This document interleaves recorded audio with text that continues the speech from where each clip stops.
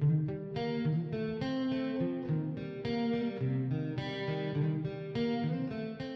high school, I definitely felt that I had to hide, in the sense that I was only like half a person. I only felt like half a person in high school, because I think when you're in the closet in high school, you hide things that would never give you away.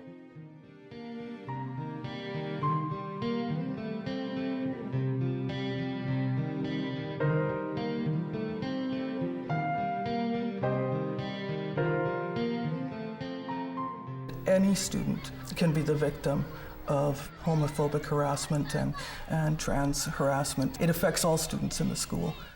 Nobody came out in my high school, nobody, not a single soul.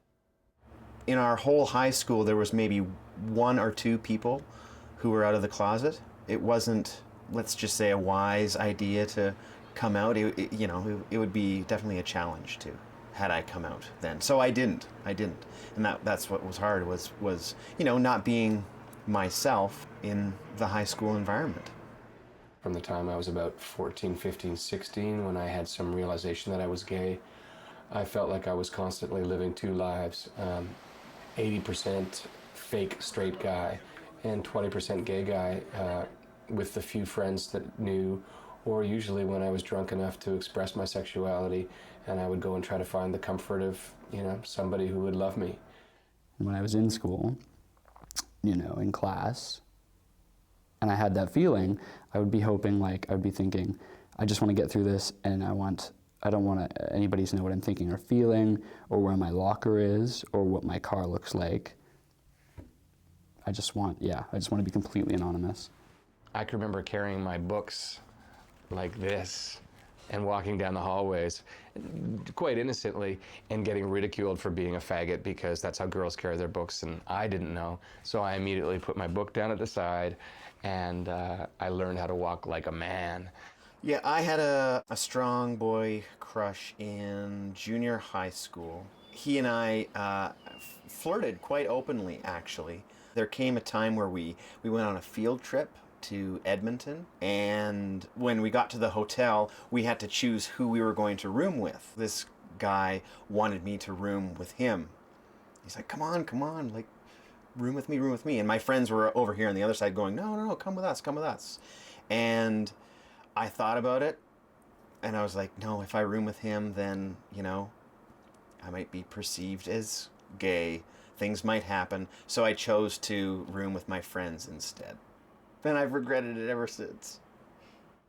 My mother, who'd been so supportive of, loving anybody that you wanted to love, I think she had a tougher time with it. And when I told her, she was taken aback and she was upset. And I said to her, Mom, but I thought you'd be okay with this. And she's like, well, I've never met a happy gay man.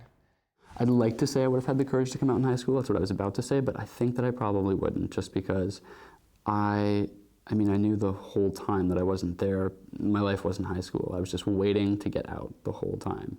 So I think I probably would have kept my head low anyway, like I did. Some of the worst things that I worried that would happen to me if I came out would have been losing friends. I knew I was hanging around with a good group of people. I didn't know at the time how good, because since I've come out, I've kept all my same friends. Students can't learn in a situation if they don't feel safe. That's the most important thing, is to ensure that all students feel safe. But to me, it's more than that. It's not just a question of stopping the harassment and bullying in schools. It's also going beyond that to ensuring that all students feel welcomed and engaged in schools. If you deviated in any way from the things that were expected of a male in that environment, which is showing too much emotion in your voice, or being too excitable or expressive with your hands or something like that, you were different and you were weird and there was something wrong with it, and it singled you out and it made you a target.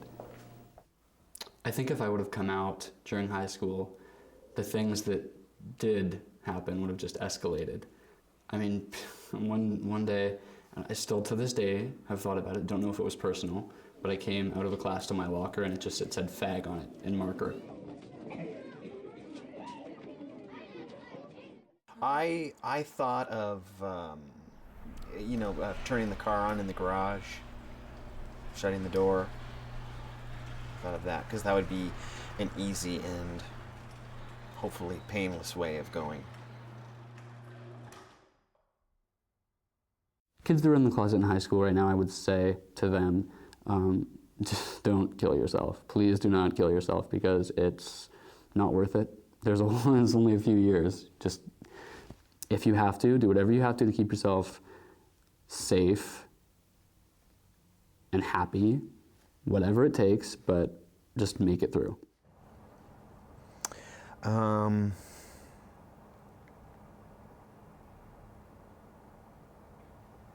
I would say to kids who are living in the closet right now, that being who you are is probably one of the greatest virtues a person can have.